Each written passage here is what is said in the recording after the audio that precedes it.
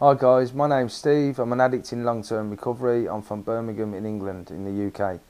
I'm here to tell my story. I started taking drugs or alcohol when I was about 12 years old, and my story, I don't come from a tragic background. I come from pretty regular working class family.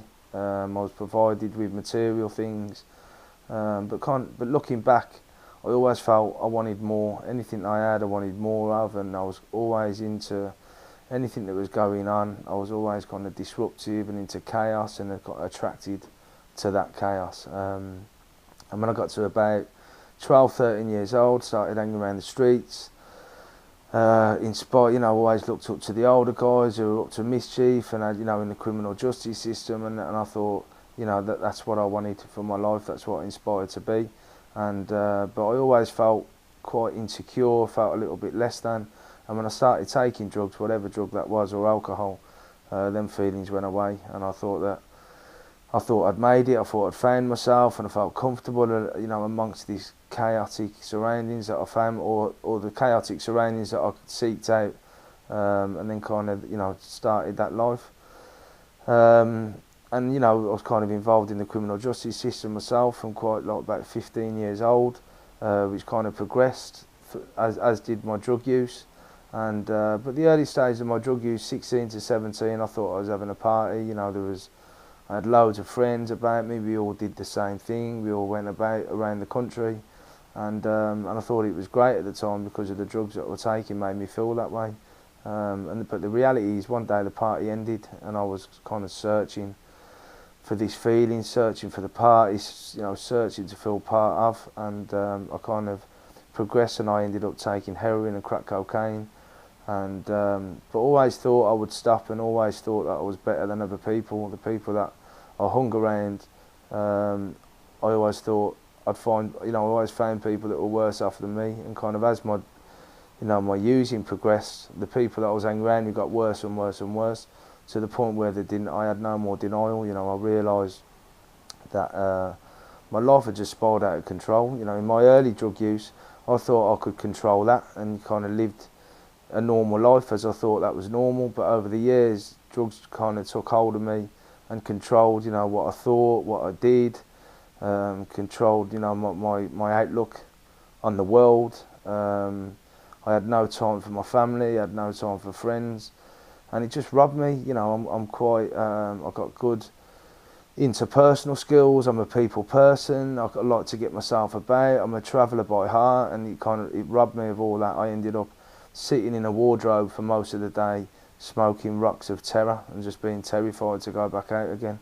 And it still excited me. That was the insanity. When I would get some of them rocks of terror, I'd be excited to get terrified, and then I'm terrified, and that's wearing off. I'd want to do that again. That's the insanity of me and my using. And I'd concoct plans where I would get an amount, and I would weed myself off throughout the week, and I'd be excited to get this, and then I'd get it, and I'd come back all, with the plan, and then I'd get back and the plan would change. I think I'll smoke it all now, and then tomorrow I'll have nothing. And I went on like that for years and years and years, because I didn't know that recovery was possible. I thought there was something wrong with me. I thought that I was weak. And in the end of my using, after many, many attempts of trying to get clean, I just wanted to die. My child was born at that time, and that was a last ditch attempt really to get clean. I thought, if I have my own daughter, if I have my own kid, I'll be able to stop using for that. And and I love my kid. I love all my kids dearly, and when she was born and I held her in my arms, I promised I'd never use again. Promised, and I meant it.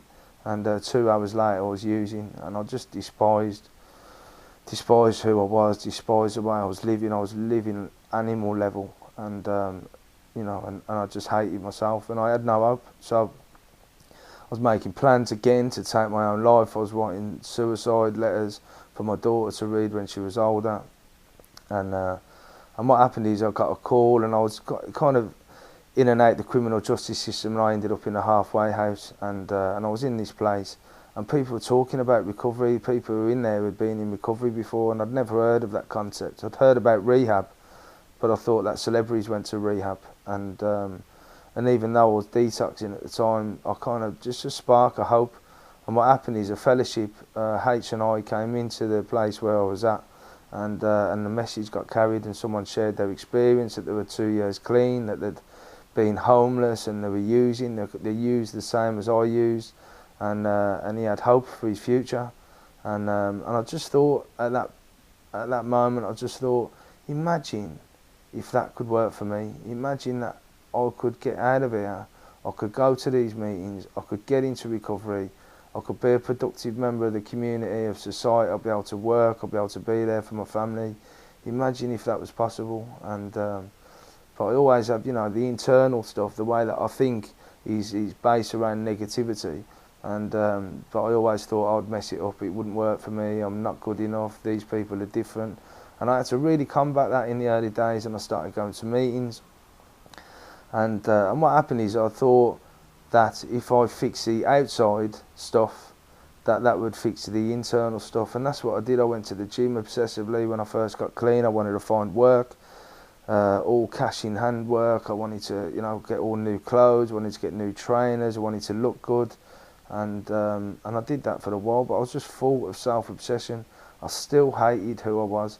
I was still convinced that nobody liked me. I still felt inadequate, insecure. Nothing had changed in the inside. The internal had not changed. All the outside stuff was good, but I was still terrified walking down the street that people are laughing at me. I was still paranoid, and I got to a point where I felt a rock bottom in recovery. I was about 3 months clean, and I was like hanging on for dear life, and people in the fellowship were still there for me, reaching out, you know, carrying the message, and got me back in to go into NA, and I got service and I got involved, and I really felt a part of that quite early, and I got excited that, you know, that this is working for me. You know, kind of the obsession to use went away when I kind of looked back, and I thought, you know, that's a miracle. I thought about using every minute of every single day, and that just went away, and I started volunteering, and I felt that was really good for me, because for the first time in my life I was giving, and it's a kind of secret really, that the more that you give, the more that you receive. And I never grew up like that. I always grew up to think, if you want something, you go and get it, and if you got it, that'll make you happy. And anything that I ever got never made me happy, you know. And I've got a purpose, you know. My higher power has got a purpose for me to be able to give and to be able to help people, and I feel that I've got a gift to do that. And I was volunteering, and I was training as a counsellor, and in my home city, I couldn't go home at that time because there was no recovery capital there was no recovery community. When I went home, it was all chaos. My family are quite chaotic. The only other option was the people that I used with, so I couldn't go home. So I got about 2 years clean. I qualified as a counsellor, and then I just made the move. I just went home.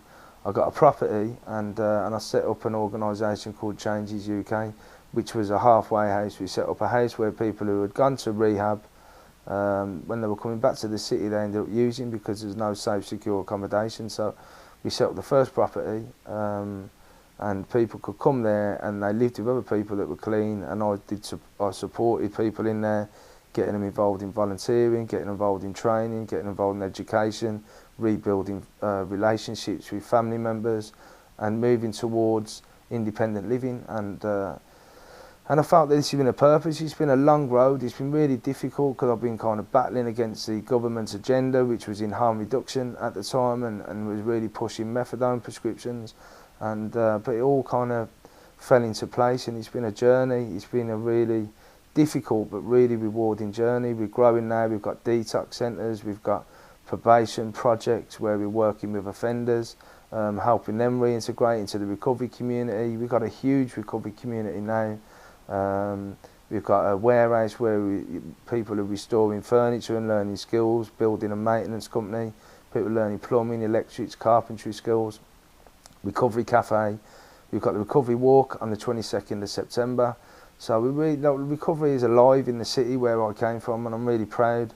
I'm proud of that. You know, I'm proud of what I've achieved. You know, I'm proud of the support that I've had. I'm proud of the people that have, you know, been involved in the project, and I'm just living a dream. You know, like, I wouldn't have the audacity to believe that I'd be living the life that I'm living. I'm sitting here and I'm in Connecticut. You know, I didn't move out of my house unless I really had to.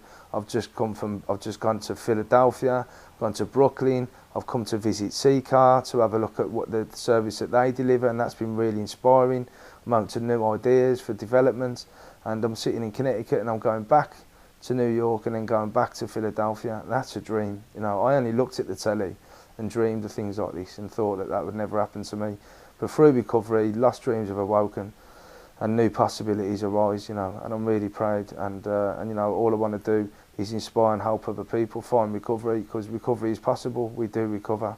So thanks for allowing me to share my story.